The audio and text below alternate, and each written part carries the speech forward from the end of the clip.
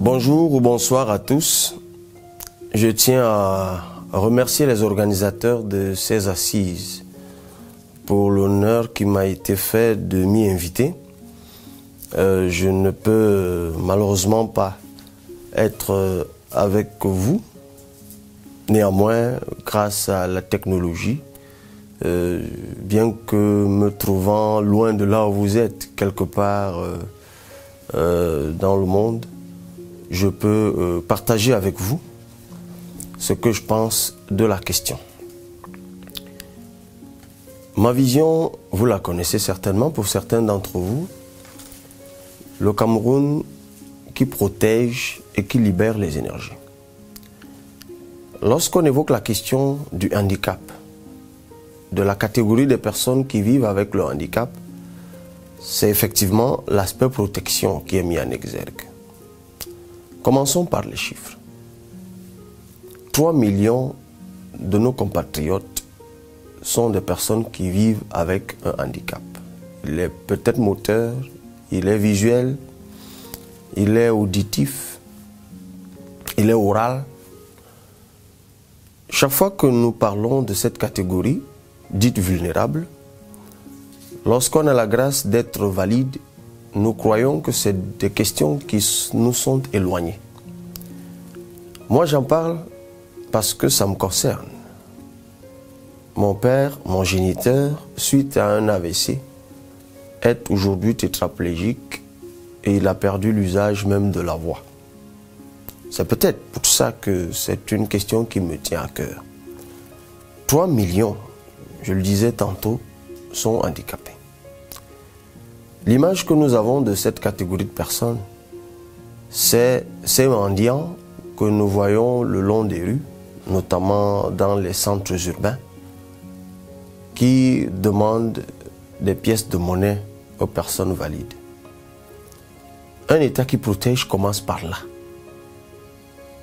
Il faut sortir toutes ces personnes de cet état d'humiliation. Ce sont des humains. Moi, je place l'humain au cœur de mon projet. Et je dis que la première chose que je vais faire, c'est que je vais créer dans chaque commune des centres d'accueil des personnes dites handicapées qui sont réduits à la mendicité. Je le dis encore, c'est la première chose que je vais faire. Je suis pour un État régional. La commune est donc au cœur de mon projet de société. Et dans chaque commune, je le dis encore, ce sera indexé à la commune. Il y aura un centre d'accueil des personnes handicapées réputé abandonné.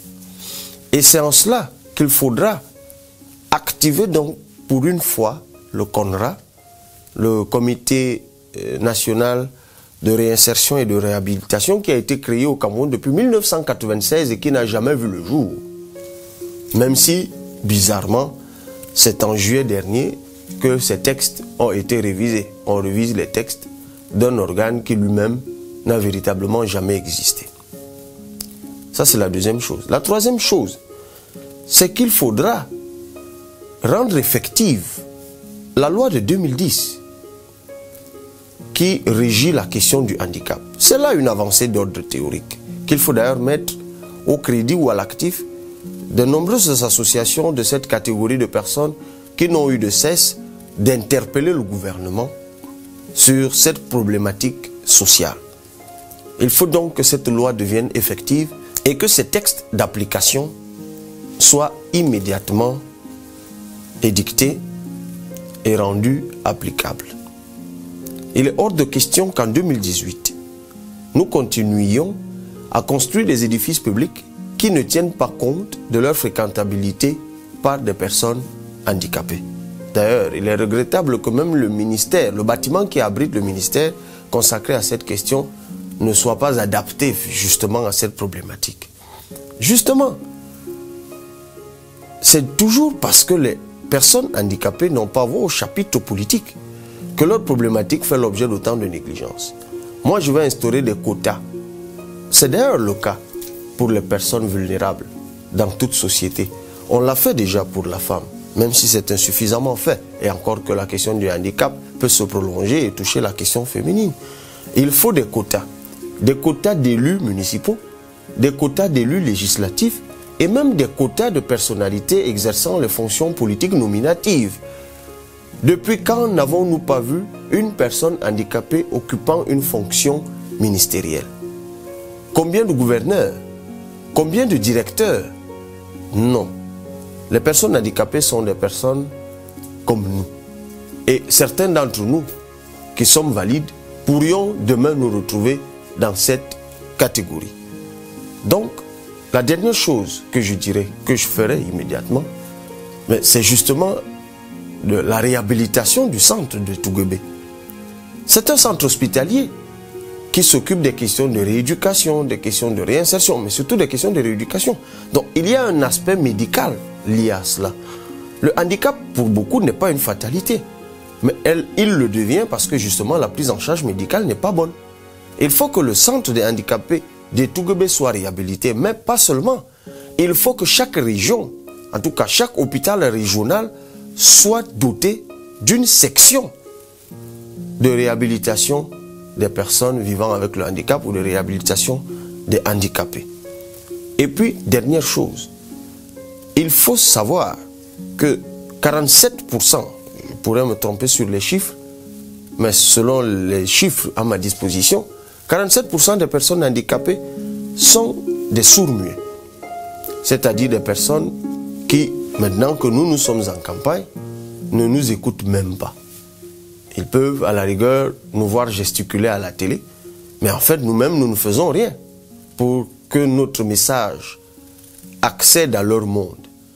J'ai, depuis un certain temps, demandé qu'en cette période de campagne, que les médias fassent appel aux traducteurs en langue de signes, pour que, lorsque nous nous exprimons à la télé, que ceux qui sont sourds-muets puissent aussi capter le message. Je l'ai proposé lors de mes sorties médiatiques. Il m'a été dit que des ajustements allaient être faits. Malheureusement, ce n'est toujours pas le cas. En tout cas, moi, président de la République, je commencerai par là et le bon exemple viendra de la CRTV. Mais au-delà de cela, il faut les encadrer, il faut les former. Combien de centres existent-ils aujourd'hui pour prendre en charge l'éducation de cette catégorie, les sourds-muets? Quand même ils existent, ils sont élitistes, sont-ils accessibles à tous? Non. L'État doit le faire. L'école publique doit avoir, du moins dans son environnement, des centres y dédiés, des centres y consacrés. Voilà globalement les grandes lignes que je pouvais décliner concernant la question du handicap. J'aurais été là, qu'on aurait peut-être pu, dans une perspective croisée, enrichir davantage cette offre que moi je fais aux personnes handicapées, mais nul doute que M. Binzi, qui me remplace et avec qui j'ai longuement travaillé sur cette question avec d'autres, saura apporter les précisions nécessaires, peut-être d'ordre juridique, peut-être d'ordre pratique. Merci encore à tous pour ces quelques minutes que vous avez accordées à la personne absente que je suis. Vous m'avez permis de faire une intrusion dans ce débat qui se poursuit. J'espère qu'en cette période de campagne, cette problématique à laquelle moi je me suis intéressé bien avant cette période de campagne, touchera, en tout cas occupera la place qu'elle mérite, et que celui qui sera choisi président de la République, on l'espère, n'aura plus autant de condescendance et de mépris à l'égard de cette catégorie. Je vous remercie.